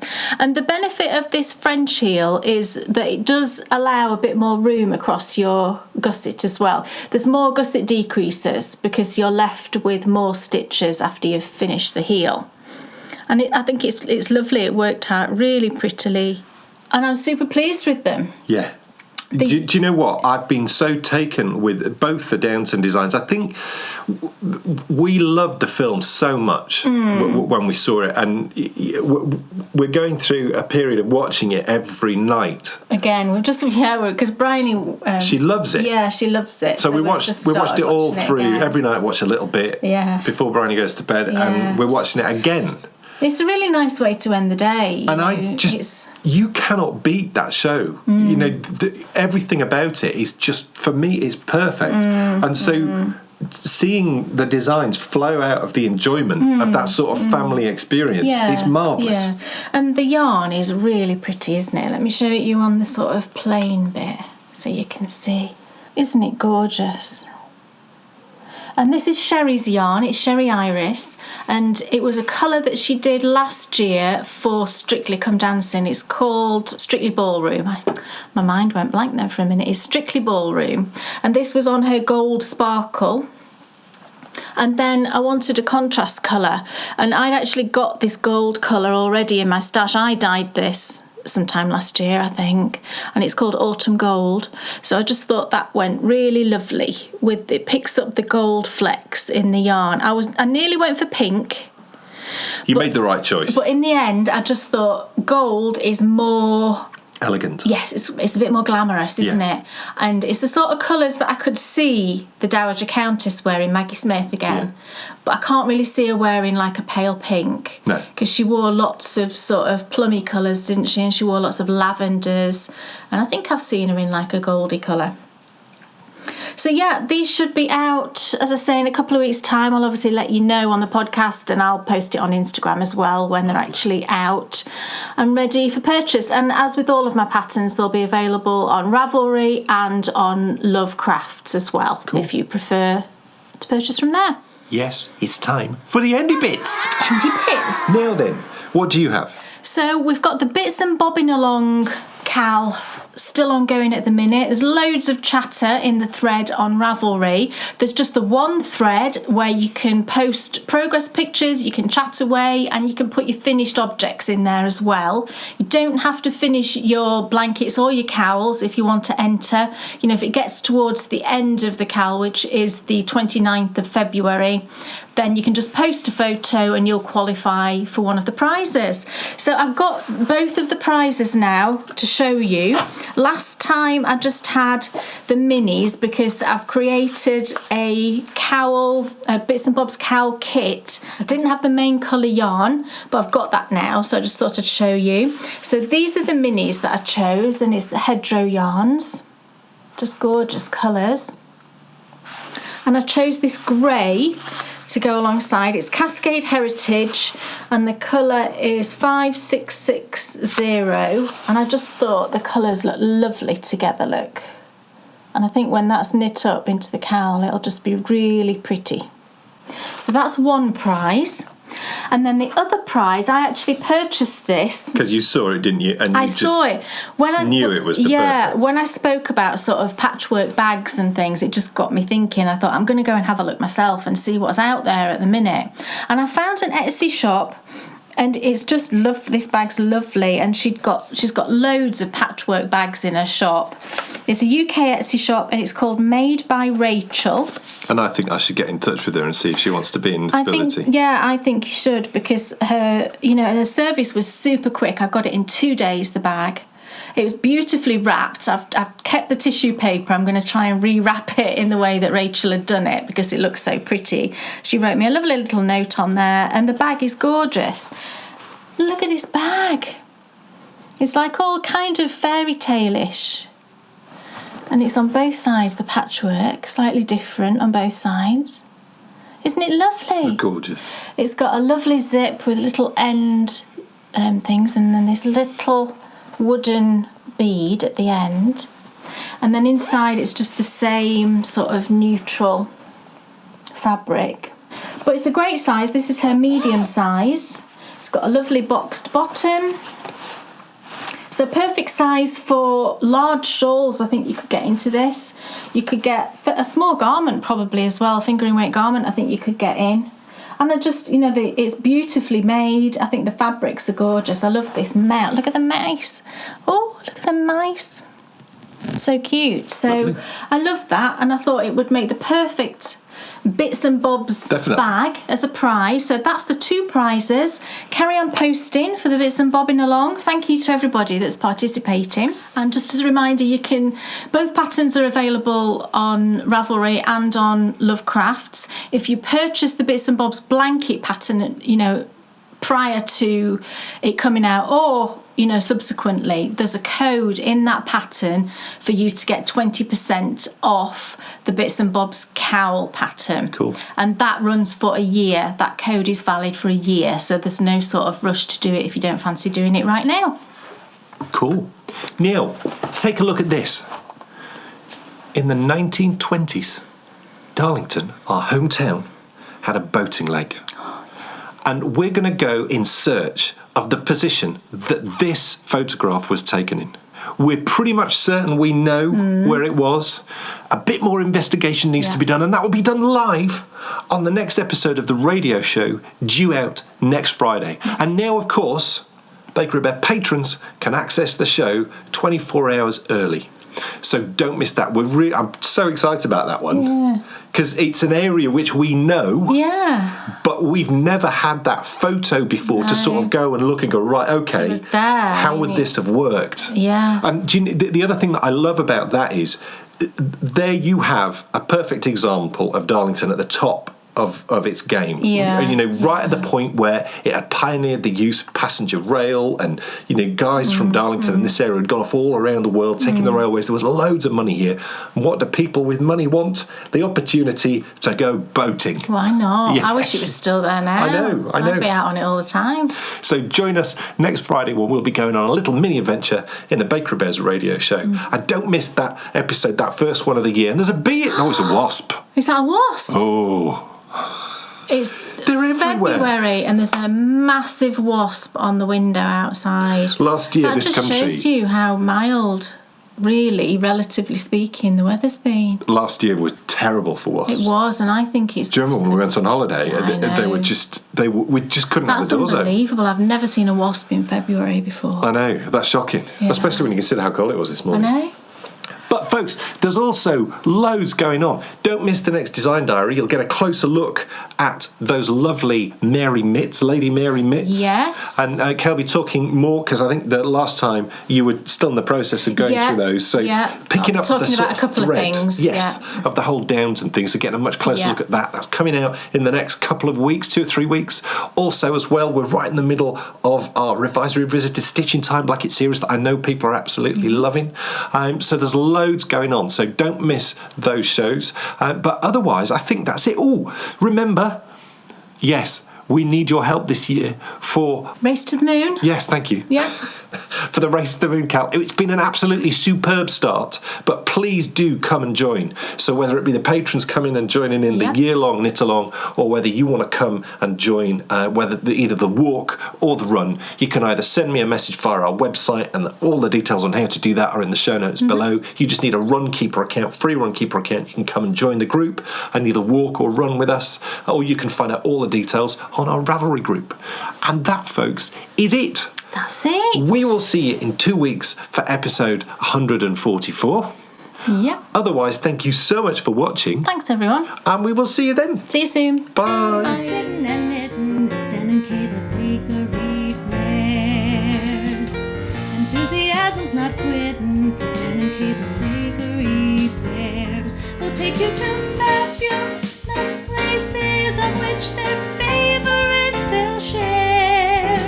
You better buy a pattern, get yourself a bakery bear. You'll find yourself in a castle while watching the bakery bears. It never feels like a hassle to sit and watch the bakery bears. What's on your shelf or